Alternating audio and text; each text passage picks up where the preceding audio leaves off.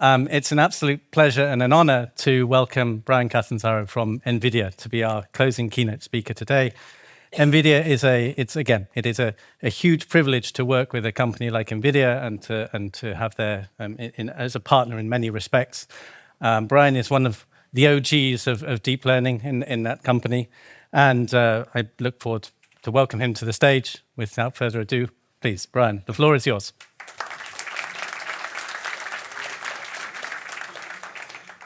Well, thanks for having me. One of the reasons why I thought I would come out and visit Nebius and visit your amazing AI day today is because I am a Nebius customer and I love Nebius's product. Nemotron, sure. I wasn't going for applause, but at NVIDIA, we're trying to build Nemotron, which is our open model effort I'll be talking about today. And we partner with a number of different GPU infrastructure providers, and one of them is Nebius. And our work with Nebius has been really instrumental to the creation of Nemotron. And I feel like Nebius has got a fantastic energy, is a company that moves really quickly, has technical excellence, and provides a strong foundation to build AI on. And so when I was thinking about coming out here, I felt like I wanted to be here to support Nebius and its work, and also to thank Nebius for the benefits that they've brought Nemotron. And then, of course, to try to get the message out about what NVIDIA is doing to bring the AI ecosystem into its next decade with open models. And so that's what I'll be talking about today. Okay. So the first sort of observation that motivates our work with Nemotron and openly developed AI is that AI is not a one-size-fits-all solution. And there's a number of reasons for this. I always think about the diversity of organizations around the world that NVIDIA works with. There are AI native companies, there's frontier AI labs, there's hyperscalers, there are startups that are looking at different particular verticals, like maybe education. I really loved hearing thoughts about AI and education from the panel. There are established enterprises, that have been around for 100 or more years that have very specific ways of problem solving, working with customers in very specific industries, some of which are not AI native in any way, but there's still enormous opportunity and need for AI to change the way that they do their work.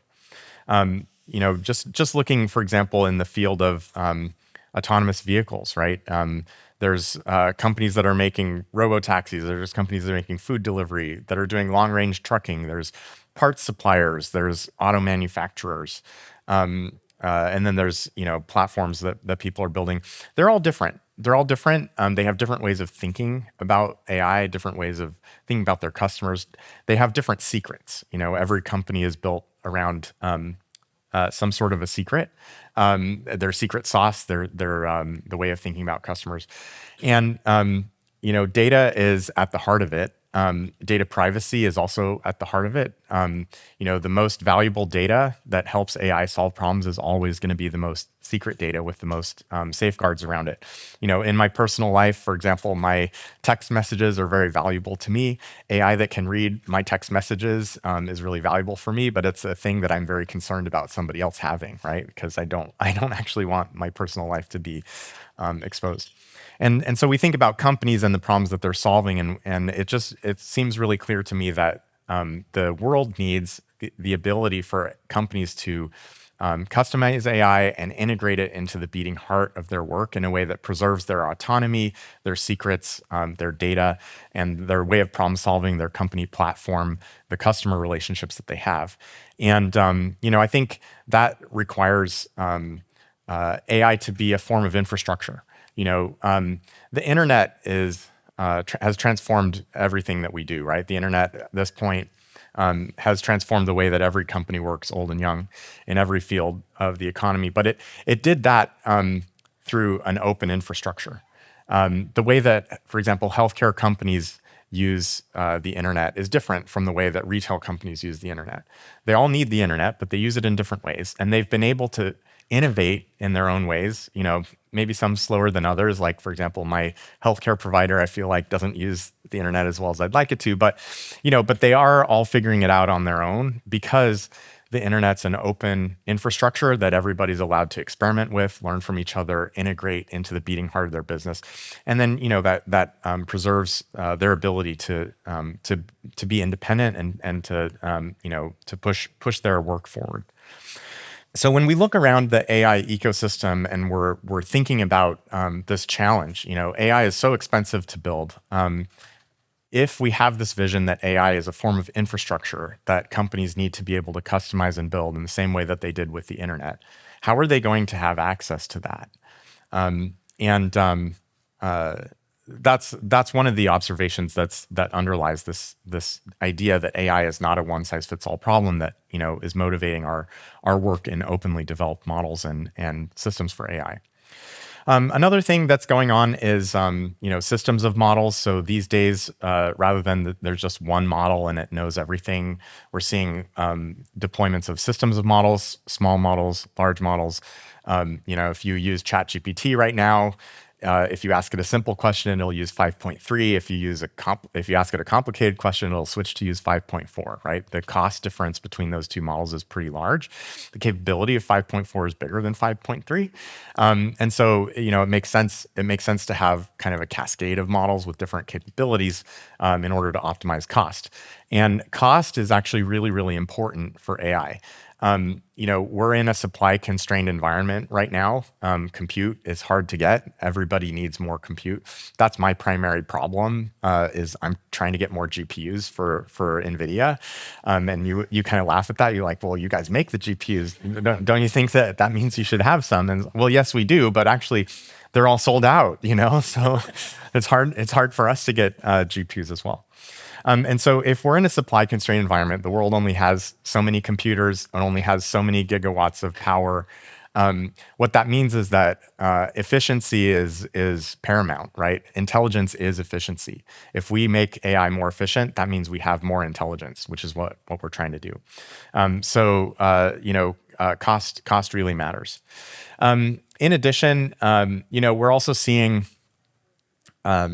these compounding trends in compute demand. There's three of them kind of cartooned out on this slide. This is, if you imagine that this is on the x-axis is time, or compute. We're increasing compute as a function of time, or we're just increasing compute. The y-axis is an exponential. This is a log chart. Intelligence is going up as we increase compute.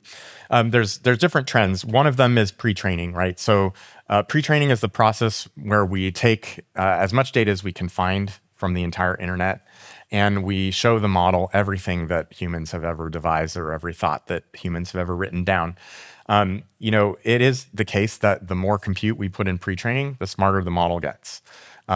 Generally speaking, of course, this is not a monotonic relationship. It's not guaranteed, but there's a strong correlation here.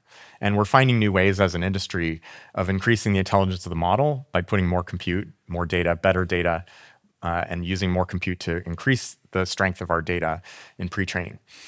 Post-training is a separate process where we put the model in environments and use reinforcement learning to teach it how to solve problems that matter to humans. And it turns out that the same thing is happening there. The more environments that we're able to explore, the more ways that a model is able to learn how to problem solve, the more useful the model becomes. And so there's incredible demand for compute for post-training. When the model's deployed, there's another dimension in terms of thinking. Just as when you were a child taking a math test in high school, the quicker you could think, the more tries you had to solve a calculus problem, the higher the chances were that you find a solution, right? So a model that gets more compute to think is going to get higher intelligence. The model that's more efficient and is able to think faster in the same amount of time is going to be more intelligent.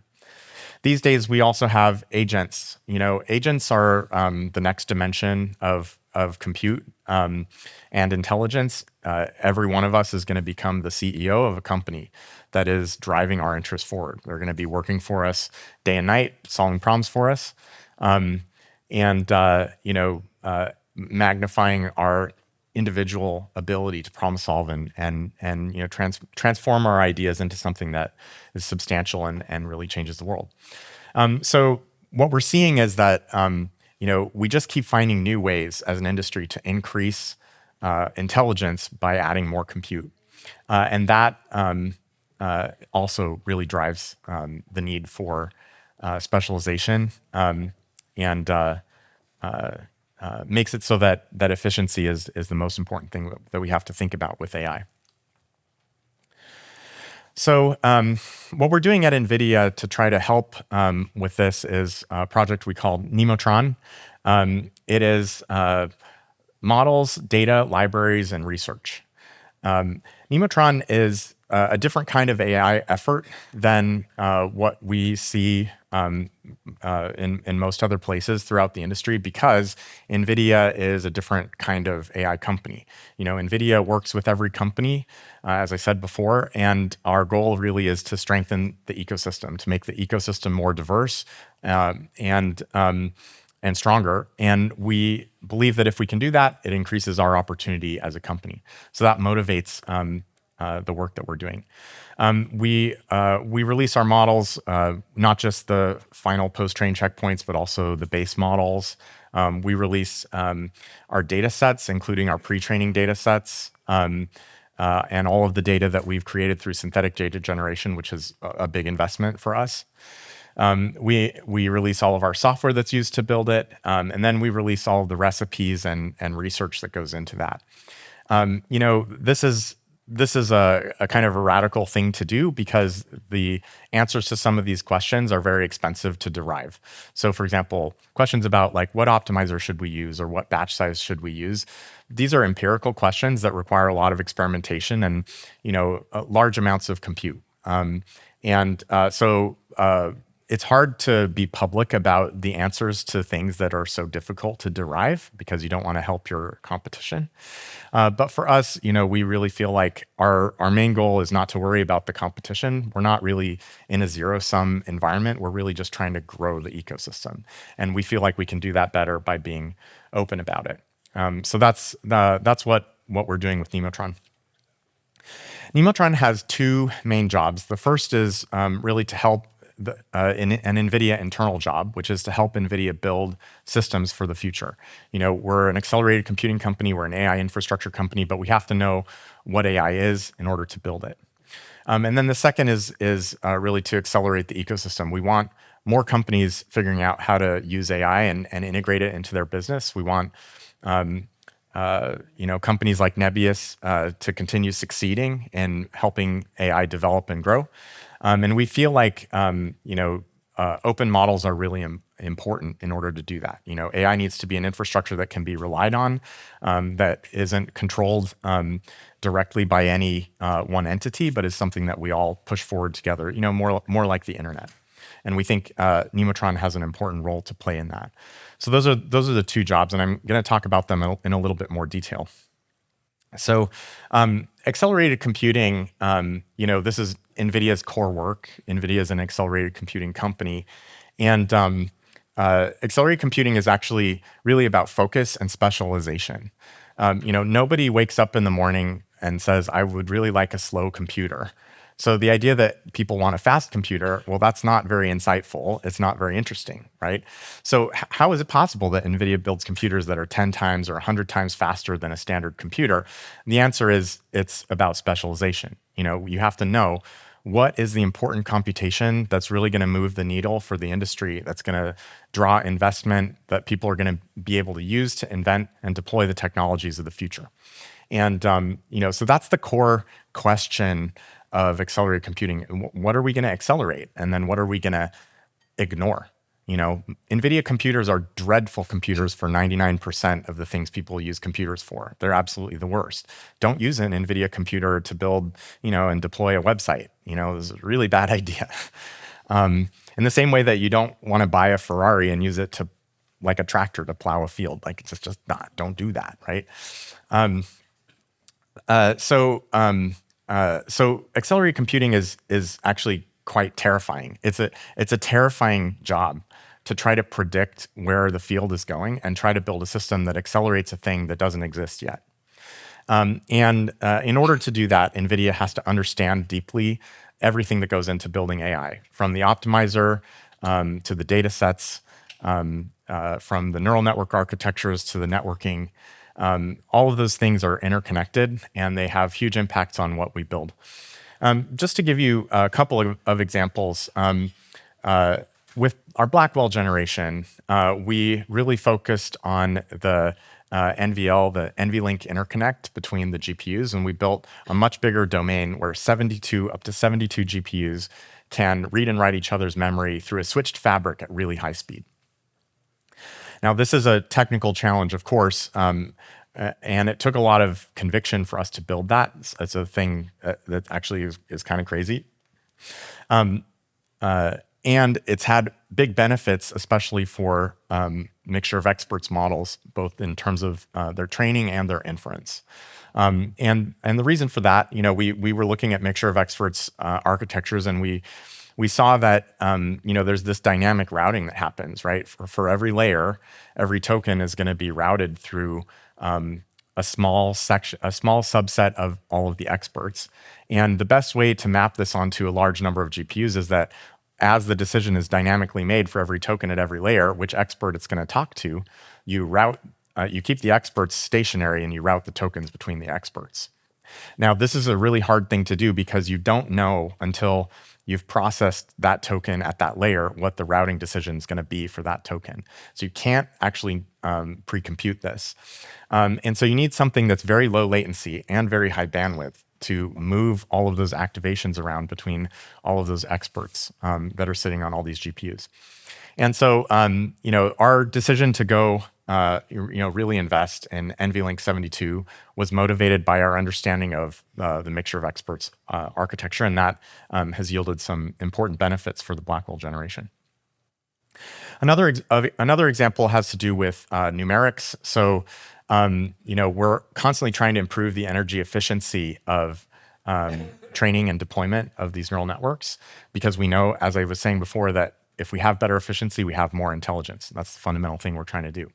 But it's really difficult, right? Like, we're not getting huge improvements in energy efficiency by kind of turning the crank on the transistors that underlie the chips. That's what we call Moore's law is dead at NVIDIA. So we have to be smarter about how we use those transistors. And one of the things that we've been doing is, just ramping down the numbers of bits that we use to represent parameters and activations in a neural network. And these days we're using 4 bits. It's actually 4 3/4 bits. That extra 3/4 bit actually matters quite a lot. But we have this format called NVFP4 that we use to do that. Nemotron is using that in, I think, important ways. So, for example, our most recent models, we pre-train them using 4-bit arithmetic. And the reason we do that is because, again, it has these energy efficiency benefits. But it's actually quite a big challenge, to try to make something world-class using only 4 bits per parameter and activation during training. It's required a lot of invention of new algorithms. And we've done that because we have this belief that we can figure it out and that it's going to have energy efficiency benefits. So these kinds of things, NVIDIA couldn't do without Nemotron. Like, we wouldn't be able to innovate on numerics and networking and on the core technologies that go into our products without understanding AI in depth. Now, of course, we work with all of our partners around the world, and they tell us what they can about what they're building. But a lot of things can't be shared because they're just too expensive to derive. And so, we need to have our own ideas about that. Now, there's a few things. So I've been talking about the hardware because I think people understand NVIDIA's hardware easily, since that's what we sell. But there's other things that are part of accelerated computing these days that maybe aren't quite so obvious. For example, training data sets. In the past year, we've accelerated pre-training of Nemotron by about 6x using the data set alone. So this is not talking about anything that's better with the hardware or the software. I'm just talking about the data set alone. And if you think about that, that's like quite a bit faster than Moore's law, right? Moore's law doesn't give you 6x per year. How is it that we've sped up the time of training a model by 6x over the past year? And it's really because it turns out that if you train a neural network on dumb data, it's slower to learn, right? So like you can imagine, the internet is full of many things. There are smart things on the internet, there are less smart things on the internet. So if you just take the entire internet and show it to your neural network, it's going to learn slower than if you are able to find the smart parts of the internet and focus the attention of the neural net on the things that actually help it be better at understanding the world and problem solve. And so this is part of accelerated computing too, right? At the end of the day, what we're trying to do is not build a chip. That's not NVIDIA's job. Although we do build chips, what we're actually trying to do is make it possible for more people to invent and deploy AI. And so if a data set can provide 6x speed up in a year, that's actually even more impactful to our customers in this particular setting than a new chip would be. And it's necessary for them to have access to that in order to accelerate their work. So we provide those data sets as part of our platform. You use those data sets, you get the benefit of our work. Brevity of LLM response is another one that I think is really important. It's getting a lot of attention these days. So basically, if a model is really fast at generating tokens because it fits the GPU really well. But if it just takes like 10 times more tokens to answer a question because it's mostly spinning its wheels, then you're going to lose all the acceleration, right? And so it actually is the case that making a model use fewer tokens to answer a question is an essential part of accelerated computing these days. And again, we couldn't figure that out without Nemotron. So okay, so that's kind of inward focused. That's how NVIDIA is thinking about Nemotron for its own work. When we design Nemotron, of course, we're designing it with some principles in mind that we're hoping are going to be useful to us for our own work that I was just talking about, and also to you, people that are thinking about the future of AI and how AI is going to be deployed and built. And we are building Nemotron from NVIDIA's perspective, right? NVIDIA as an accelerated computing company. We're building it with 3 principles in mind. The first is that faster models are smarter models, and I've already touched on this, but the idea that efficiency is intelligence because we're in a compute-constrained world. So the most important thing is to make the model faster, and that involves co-design with the hardware and the model itself. The second is we're trying to build models that run on fully loaded production systems. We're trying to reduce the cost of deploying AI. And this is related to the first, but maybe a little bit a different dimension of it. So for example, when you design a neural network, you could design for only for really low latency. So you want a neural network that's really, really fast for a single user. That's, of course, going to be really expensive to deploy. You could design something that's really focused on getting the lowest cost per token. That would be a different thing. So what we're trying to do is kind of find a balance between those two. We want the network to be as fast as possible for a given user, but also a network that takes most advantage of the system, so you get the most tokens per dollar out of your compute. And then the third principle is that we're designing with particular accelerated systems in mind. So we start from the hardware. We think, what hardware target are we designing for? And then we build the model for that. And of course, the model can run on other hardware. That's fine, but it's going to be fit for a particular target. So those are kind of the principles that we use to build Nemotron. Now, Nemotron is part of NVIDIA's open models efforts. Nemotron is kind of our core AI technology. We also have other projects. We have Cosmos, which is about physical AI, building open technologies for physical AI. Groot, which is about open technologies for robotics, kind of building on both Nemotron and Cosmos. And Clara, our biomedical AI.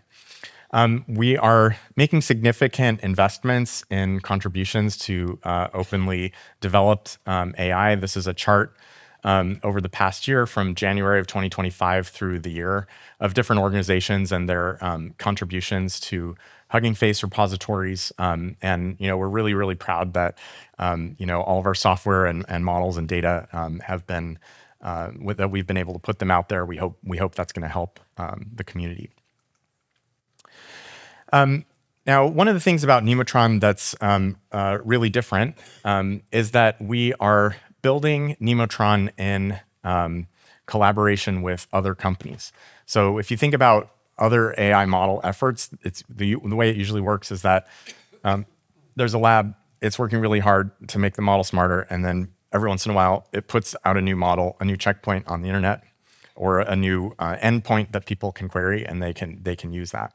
But Nemotron's a different kind of effort because NVIDIA is a different kind of AI company. As I said, we can afford to be more open. We want to be more open because we want to help the ecosystem. And so we are actually building Nemotron in partnership with other companies.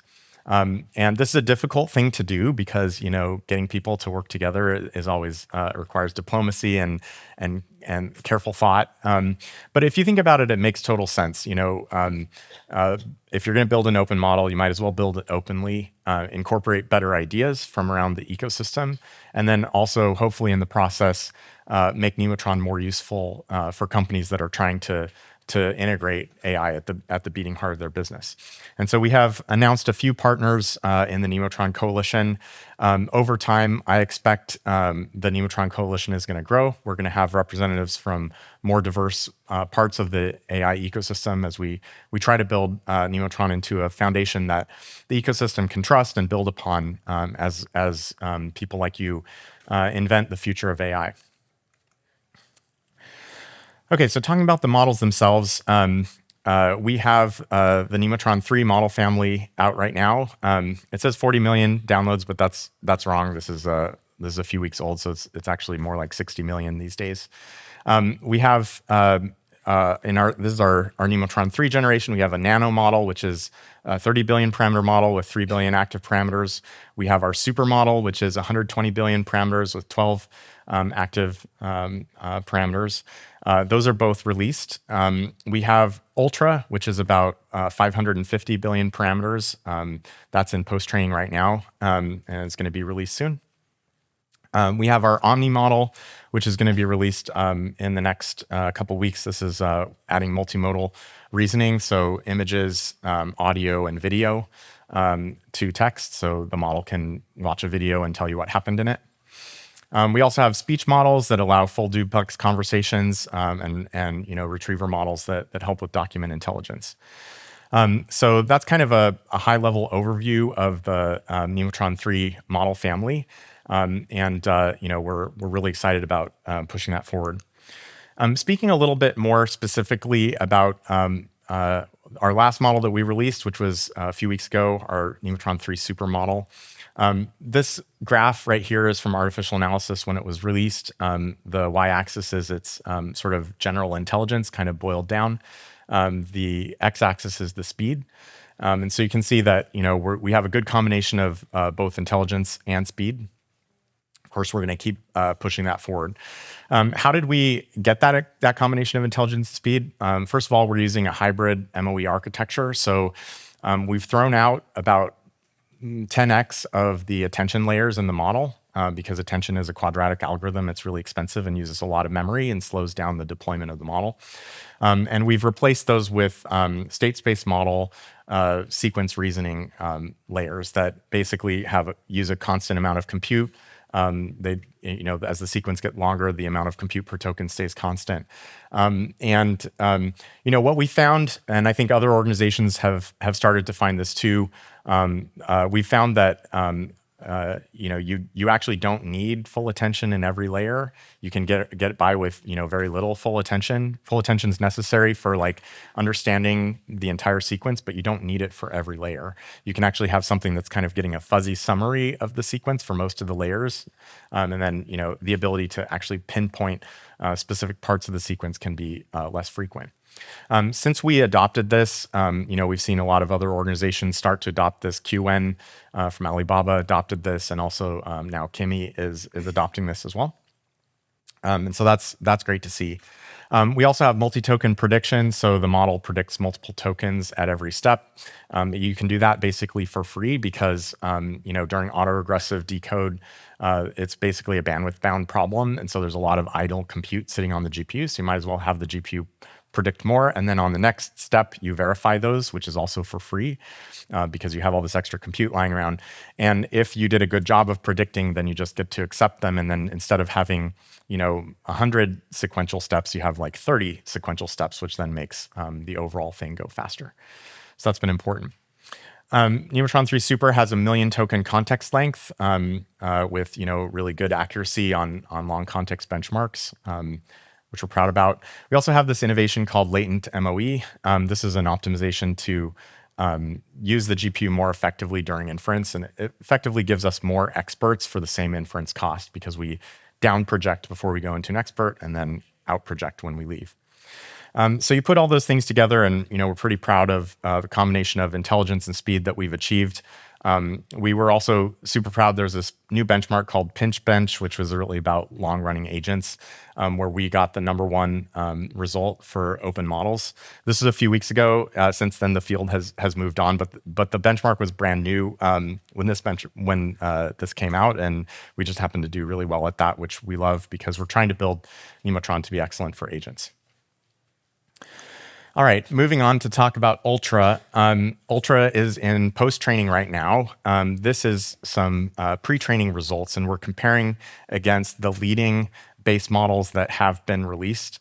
So base models are different from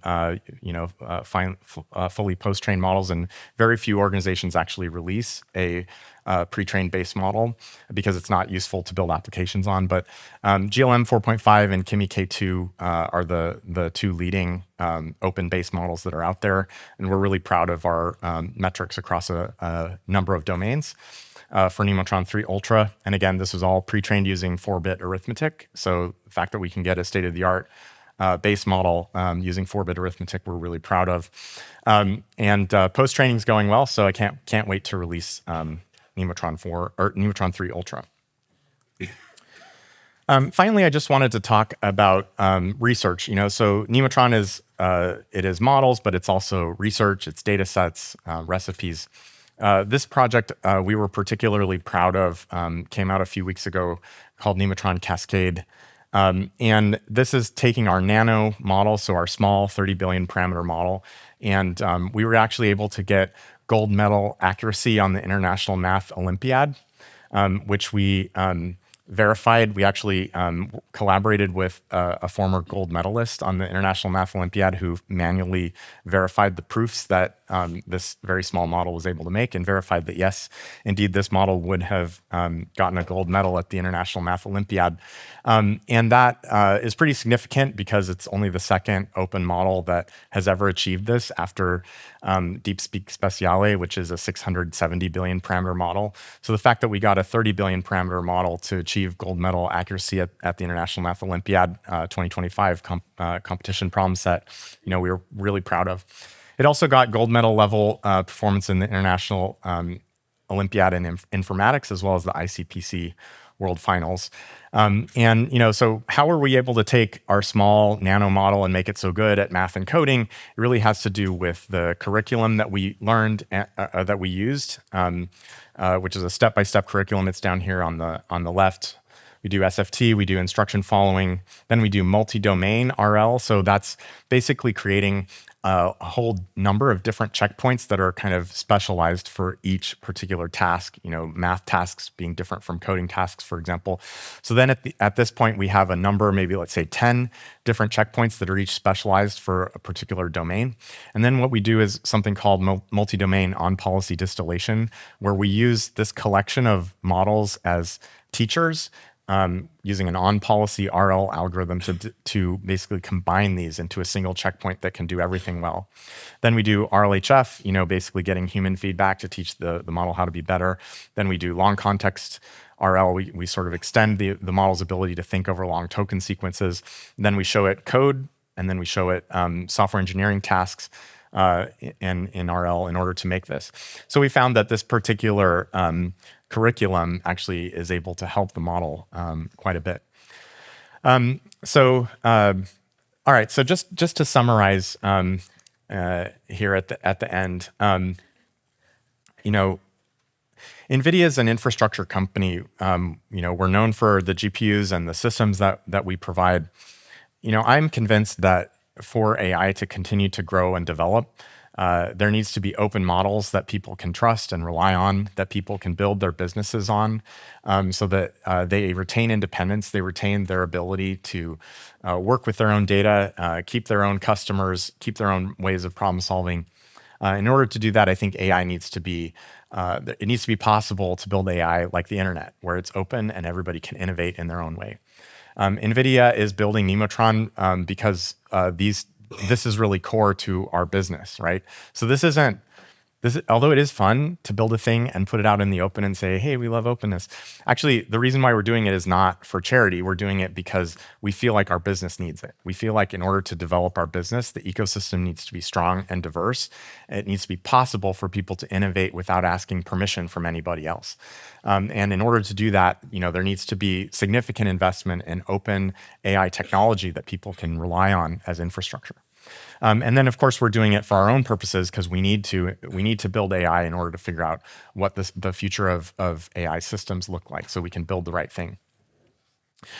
So that's kind of the high level of what we're building with Nemotron. I hope that over time, Nemotron continues to develop, becoming more useful, more reliable, more well integrated into AI in every shape and size around the industry. I think NVIDIA has a unique ability as a company to follow through over long time periods. I've been trying to make NVIDIA an AI company since 2008. There's been a lot of work along the way. We've been very persistent in things like building CUDA, into something that really was transformative for AI. It took 10, 15 years for that to happen. I was there, I watched it. A lot of things that NVIDIA does do require this kind of long-term investment because of the strategies that we hold. And Nemotron, I believe, is one of these things. It's here to stay for as long as NVIDIA is here, because we believe it's so essential for our own business to make sure that the ecosystem can continue to diversify and flourish. And so that's it. I just wanted to kind of explain what we're doing, and hopefully we can keep working together to make AI stronger for everybody. And with that, I'm happy to take questions for any time that we have left.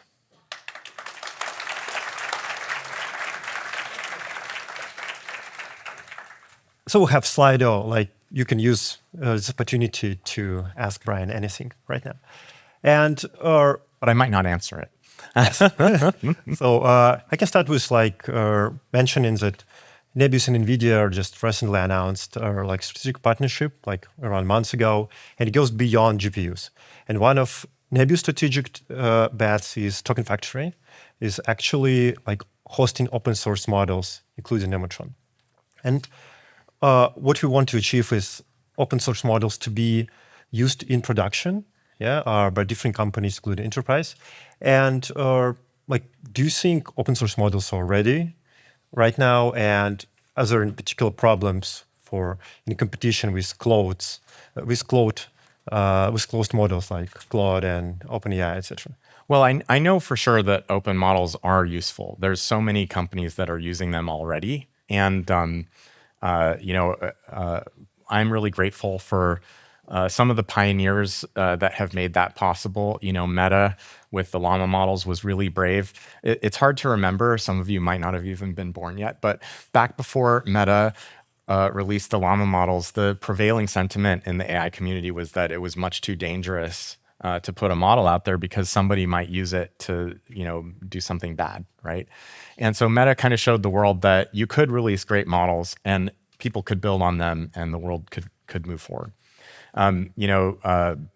OpenAI with GPT-OSS, I'm really happy about that. I hope OpenAI continues to release open models. It's fantastic for the community that they did that. Of course, we have to talk about China and the ecosystem of open models in China, which is absolutely vibrant and amazing. The progress that's happening in that community has really helped all of AI, I'm convinced, And so I think it is definitely the case that open models are here. we want to make sure that they're here to stay. And by developing Nemotron in this way, by telling you all about how it's connected to our core interests, what we're trying to do is show you the depth of our commitment to open models, because we think they are going to be critical for the future of the development of AI. And you mentioned Chinese models, open source models, and we see that companies that train them, they actually go public, and now they have like commercial pressure to actually on revenue. Yeah, if you talk about Kimi or Minimax, do you think it gives like you unique moment, unique space to actually like promote Nemotron for production workloads? Is it really part of your goal or to be like broad adopted? Well, our goal with Nemotron is not to be the only open model. We aren't interested in that. NVIDIA's business is different from other AI businesses. We're not threatened. It's not a competition. We love open models from everyone. We also love closed models. So you mentioned earlier the competition with Claude. I love Claude. Claude's amazing. We use Claude a lot inside NVIDIA. It's a great project.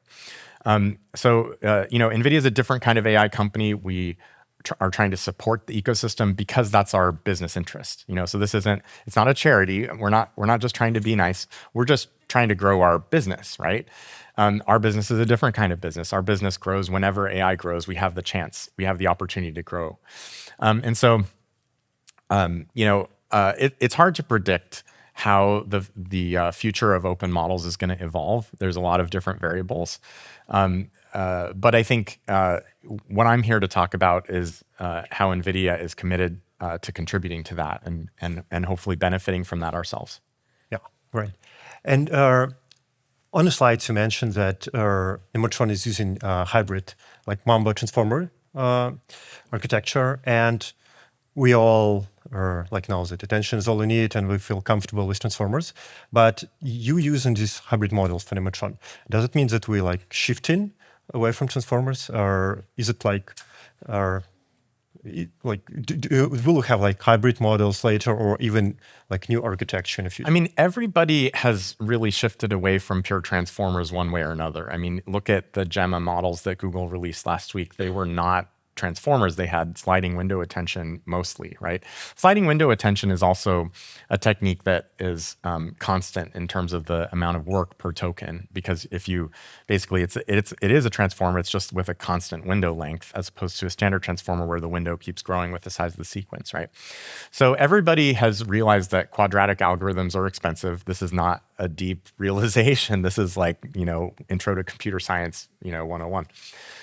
There's different ways of dealing with it. You can use sliding window attention to reduce the amount of full attention you're using. You can use SSMs. Our research has shown that SSMs are just better than sliding window attention. And I think lots of other organizations are seeing that as well. QN has already done this. Kimi is doing this. Olmo, the open models effort at the Allen Institute, just released a paper last week where they echoed that same sentiment, that hybrid SSMs are just smarter than other approaches to doing this. And so, that's my particular belief. I'm not 100% wedded to it, ideologically. That's less important to me. A particular technique is less important to me than continuing to increase the efficiency of AI, because efficiency is intelligence. Yeah. And you touched this already in your talk. But the question from the audience is, just don't frequently emphasize model, hardware, software co-design. How do you see the Nemotron family being developed to fully leverage this paradigm? Yeah, as I said, Nemotron is built with particular hardware deployment targets in mind. And I think our ability to do that co-design is getting better. But it seems absolutely necessary. When we think about where is acceleration going to come from in the future, most acceleration is not going to come from turning the crank on the transistors underlying the computer, because Moore's law is dead. So we have to specialize more. We have to do more co-design. That's the soul of accelerated computing. And something that we do every day at NVIDIA, just now it's growing to encompass other things like data sets and models rather than just chips. Mm-hmm. Good. So another question is, we have a very sparse problem space with singular data points available. How do we specialize while avoiding the overfit problem? This question is at the core of machine learning. Everybody who works in the field of machine learning wrestles with this question in different ways, and there's no one answer to this question. One thing that I guess there's two things that come to mind in modern AI. The first is that LLMs are trained on like the entire internet, like all of the ideas that humans have ever written down in an accessible way to a computer. We try to show to the AI. That actually helps with generalization a lot because the model actually does learn to think. It learns how to build implicit representations of a problem. It's able to reason. It's actually quite astounding that it's able to do so in many different languages. So for example, our ability to understand and output in languages that don't have very much data on the internet is actually enhanced because we have so much more data in other languages. So what we're finding is that these models really generalize in a unique way because their training procedure requires them to build up implicit representations that are actually about the problem that's being solved and not overfitting specifically on the point that they're being shown. So I guess the first question, the first answer to that is that I think LLMs just have a unique ability to generalize because of the way they're built. The second thing that I think matters a lot has to do with synthetic data generation. And Nemotron is built with an enormous amount of synthetic data.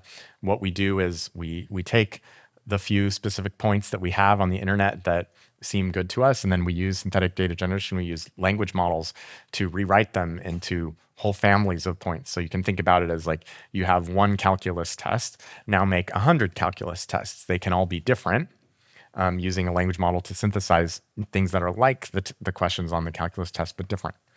And then we go through a lot of ablations to make sure that this new data actually helps the model generalize, right? That we're not just wasting our time showing the model redundant data, but that actually there's some sort of value in the extra data that we use to train.